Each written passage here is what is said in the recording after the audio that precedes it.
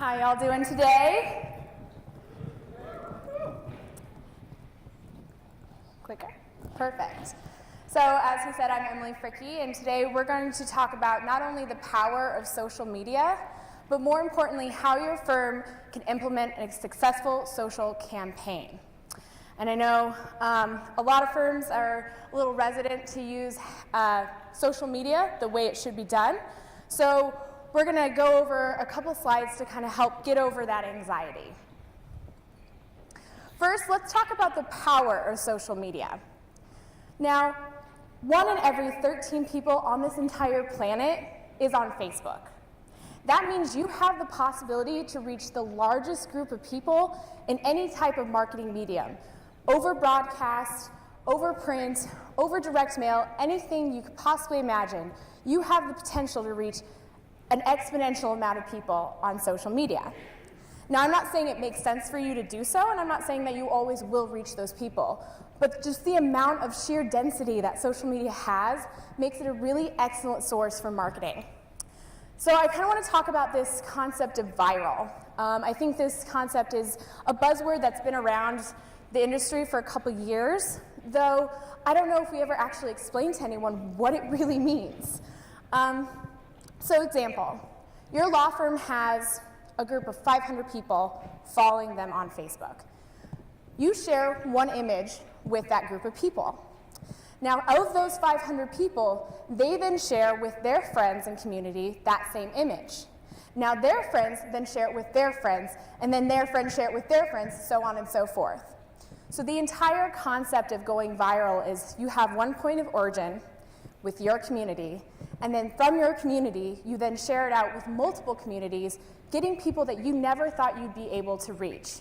It literally is like a virus. You have one point of origin, and it spreads out from there. So that is really the power of social media. Again, you don't have to pay to be on social media. It does take time, which of course time is money, we all know that. But again, think about the potential that it has, the potential people you could reach that you normally otherwise wouldn't. And many of you probably are sitting here thinking, why would anyone share a link from a law firm? Trust me, there are people out there who will, and it's up to you to make it engaging enough for them to want to do so.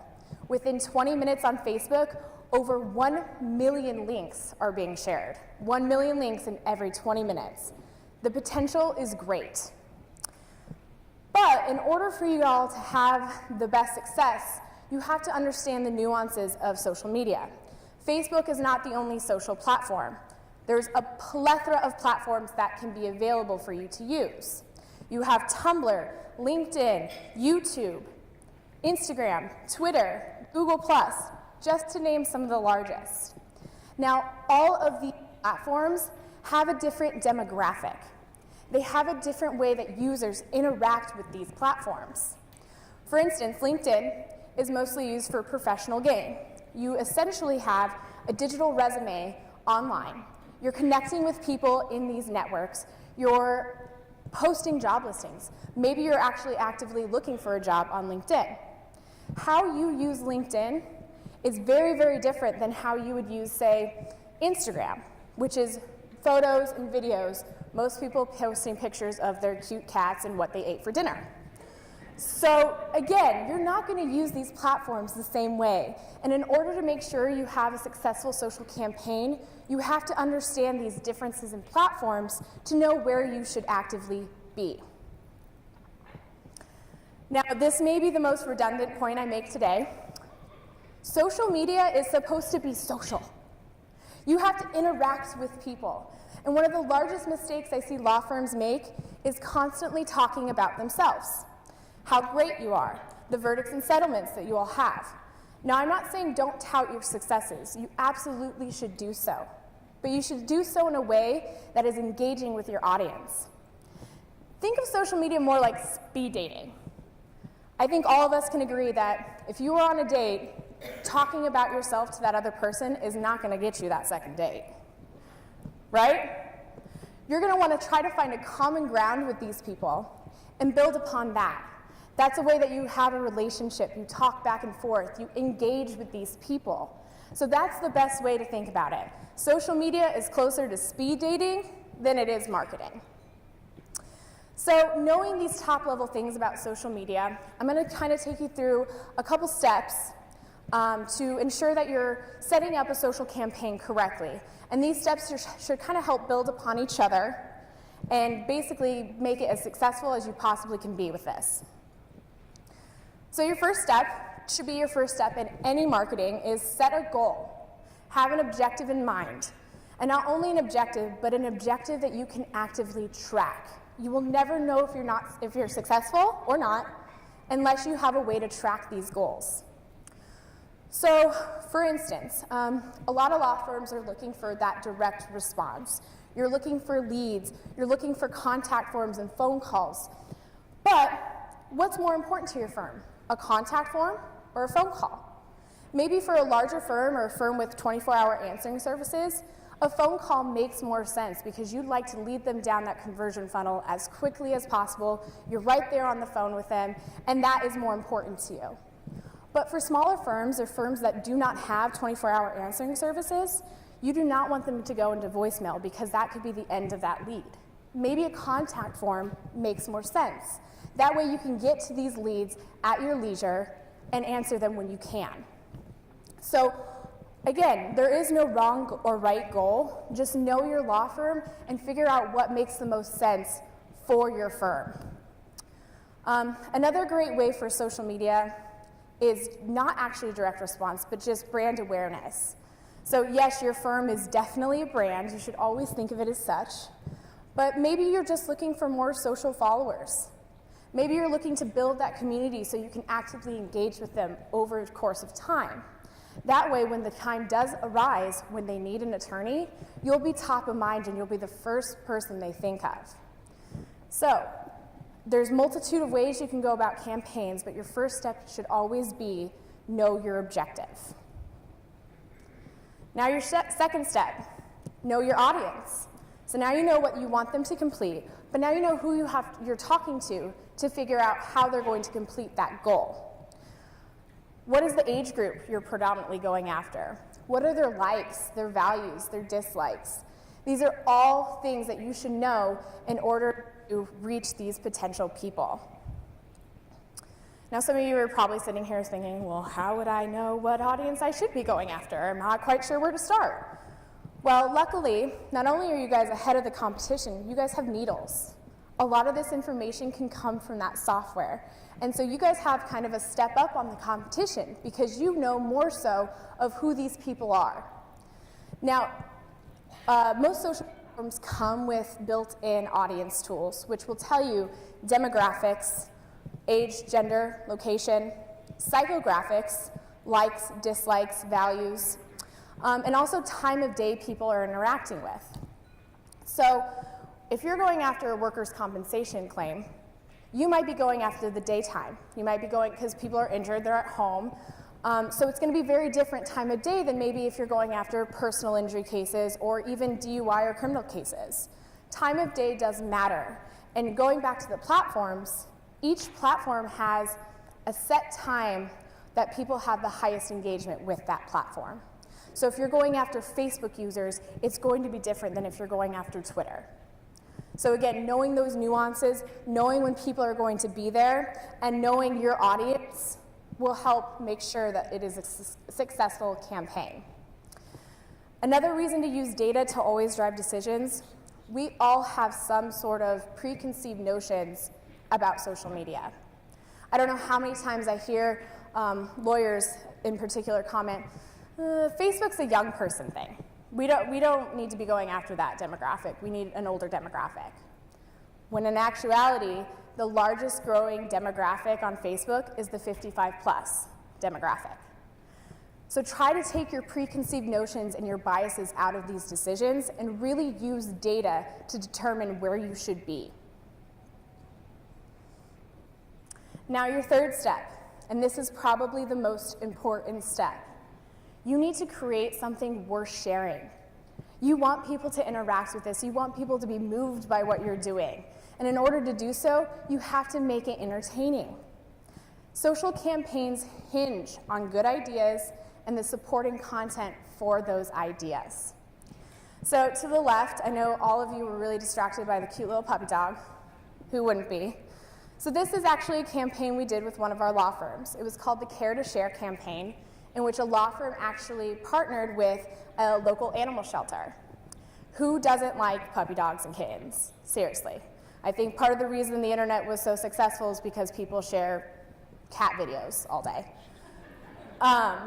So we actually decided to set up donation stations at the various law firm locations where people could donate toys, treats, blankets, anything they could for animal enrichment. But we also realized that not a lot of people will go out of their way to donate or go to these locations, so we wanted to open that funnel up for how many people would participate. And so we also did, we would donate a like for every follow or like we got on our social platforms. So we created what we called the Treatometer, which was just a fun way to show our audience how close or how far away we were for our goal. The ultimate goal was to get $1,000 worth of donations in either likes or toys and treats, and then we would match those donations.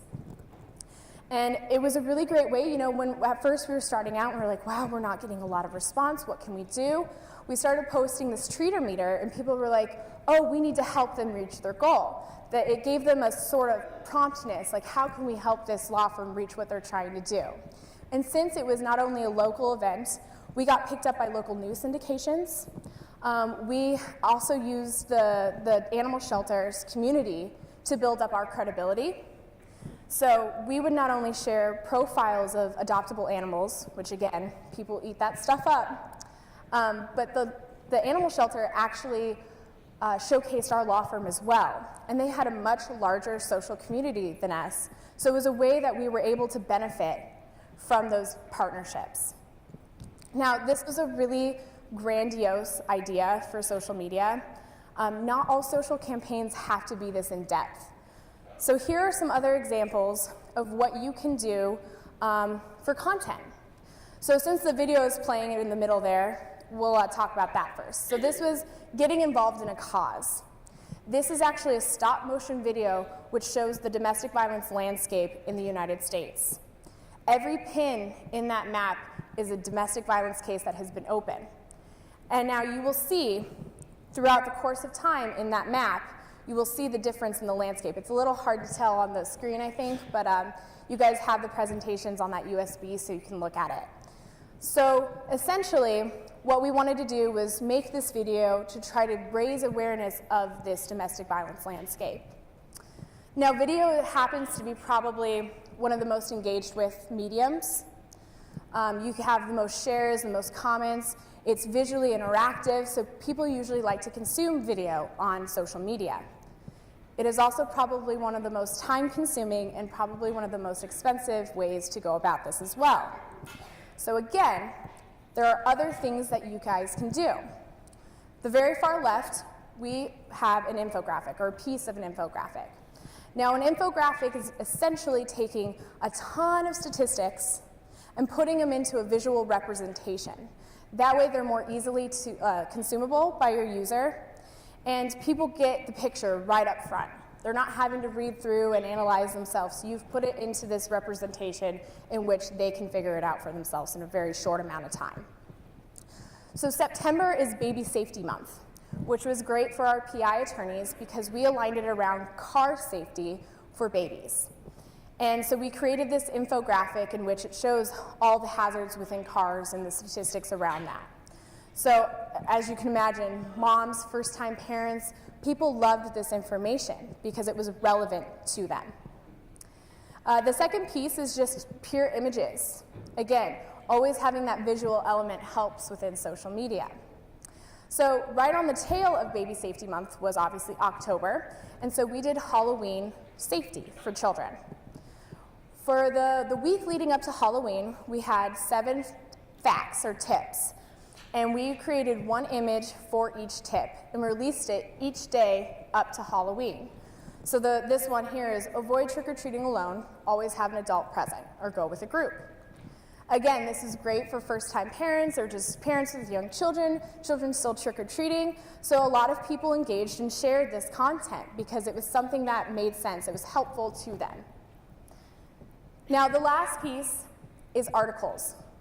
Now, I know I talk about visual elements and they're great, but never ever downgrade an article either. Text is king when it comes to search engine optimization. And also, if it's relevant enough, it's great for social media. Now, we still had a visual element with it as we shared it out on social. So you had the link to the actual article, but then you had a nice big graphic of kind of what the article went over. This is for a criminal defense attorney. We did 6 questions you get asked when pulled over for a DUI and how to respond to them. So it was essentially a know your rights piece. Know what you should say, know what you shouldn't say to indemnify yourself. And this got a wide range of response. We had many who were upset with it. We had many who thought it was, know your rights, this is a great thing. Which brings me to my next point. And that is, essentially, if it'll ever change. Maybe not. Okay, 4th step, stimulate your campaign. So you know who they are, you know what you want them to do, you know where you're going to look for them, and you have this great piece of content you are now sharing. You're not done yet. Stimulating your campaign helps ensure how successful your campaign will be. So I think the most obvious is put money behind it. Money always gets you somewhere in life. And with social media, you'll be able to reach a larger audience if you have money to put behind the campaign. But that's not the only way to stimulate your campaign. One of the great success stories we have is actually doing outreach with the baby infographic. We were reaching out to mommy bloggers in the area who had great influence with the people we were trying to reach. They had a large community, and they were a very authoritative presence. So it added credibility, once again, that they were sharing the law firm's content. So doing outreach to key influencers in the area is super important. For that infographic on Twitter, we actually reached out to auto dealerships, and we had Firestone pick up the infographic and shared it with their audience, which, I mean, was a couple million people following Firestone. So again, key influencers are really important into ensuring that you have a successful campaign. Going back to the Care to Share campaign, partnerships are really great too when they're mutually beneficial. Sometime when you want to partner with someone, they expect the world of you and they will give you nothing in return. That's not mutually beneficial. Make sure it makes sense that both of you have the partnership. Again, we were able to leverage the animal shelters community to help out the law firm, and the law firm was able to help out the animal shelter by all the donations they were receiving. So, when partnerships make sense, they are very, very, very beneficial, and they can help build up this community much larger than maybe you would on your own. Now, and this may seem silly or trivial, but connect to your own networks. Why not reach out to the people who already support you just by being you? This is a great way to just start out your campaign in very, very minimal time or cost associated with it. Share it with your friends and family. Of course, they're going to love to see what you're doing. So that may seem trivial, but it really does help in the long run. And they'll, again, that viral moment, they'll share with their friends, and then their friends will hopefully share with their friends, and so on and so forth. Now, we're almost done, I promise. 5th step. This is really important. Monitor, track, engage, tweak. One of the largest mistakes I see law firms making is they have this beautiful campaign they put all this time and money into, they press play and then they stop. They don't look at it anymore. It's playing, it should be working. Well, in social media, unfortunately, you're never done. You constantly have to be engaging with this post. So, monitor the activity and unfortunately police if necessary. Going back to the DUI article, again, I mentioned that there were some people who were not thrilled about that article. And I think a lot of times law firms get really nervous about having that negative comment. They don't want people to have this negative connotation of them. They already fight so many stigmas already that they don't want that negative comment to just push them over the edge. And I'm here to say negative comments are actually great. And I know that sounds really silly, but it gives your law firm a chance to engage with these people, Tell them that you're listening and that you actually care that they had a negative response to this. It'll not only put you in an authoritative light, it'll also make you look compassionate because you care that they are upset about this content piece. So negative comments are not the end of the world. Just make sure that your team is on top of actively talking to these people about that comment. Tell them to give you a call, walk them through that, and by the end of the day, you might not know, you might have another brand advocate because you went the extra step to tell them that you do care. Now, just because there are negative comments, also comment on the positive ones as well. Again, don't just comment on negative ones because then people can see that you really are only looking to respond to negative ones so you don't, upset anyone. Positive comments are just as worth engaging with. Tell them thank you so much. Make sure you're always remaining top of mind with these people. So when the time comes and they need help, you're the first person they think of. And remember, first step, goals. If you're seeing that maybe your social campaign is not getting to where it needs to be, then you need to do something to get it there. So A/B testing is something that we do quite often with our campaigns. And that essentially is, to the right-hand side, you'll see an example. We have the same article, the same text copy. Everything is the same other than the image in which we're sharing. We then run both image A and image B simultaneously, and we see which one performs better. We look at impressions, we look at click-through rates. Again, whatever you're looking at to deem successful will determine, again, what your goals were in the beginning. Once we find which image worked better, we will continue running the campaign with that image. Now, A/B testing can be run as many times as possible. So A and B, you decided A was performing better, so you run with A. Now try A and C, see which performs better, and then if C performs better, run with C, etc. So images aren't the only things you can change. You can change text copy, but just like any experiment, make sure you're only taking one variable and changing it. So then you know for sure that that change is what's actually making the difference. So don't try to change too much at a little amount of time, because then you really won't know which one is successful. But A/B testing is great, and highly recommend it for any campaign you are running. And the last is making sure you're tracking leads. And again, you guys are in a unique position where you're ahead of the competitions because you have Needle software helping you track these leads. This will help, again, ensure if you're getting the ROI and the response that you were looking for.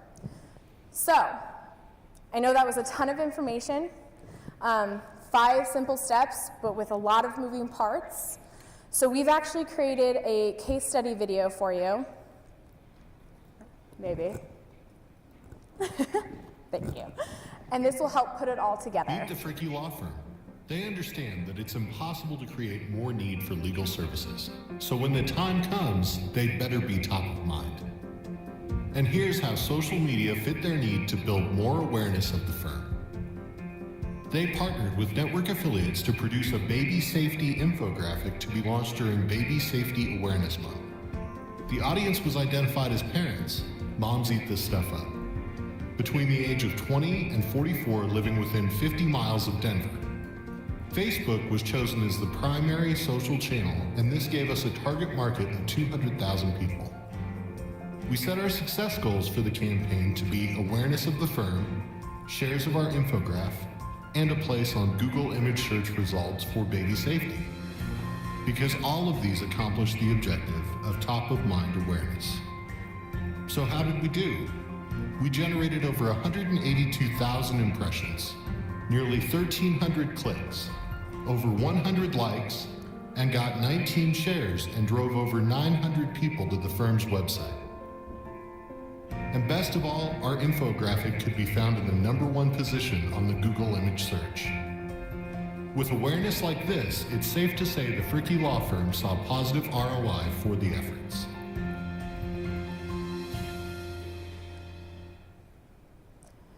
So again, this is just a quick video that kind of puts all of that information together and kind of shows you how it plays out in a real life campaign.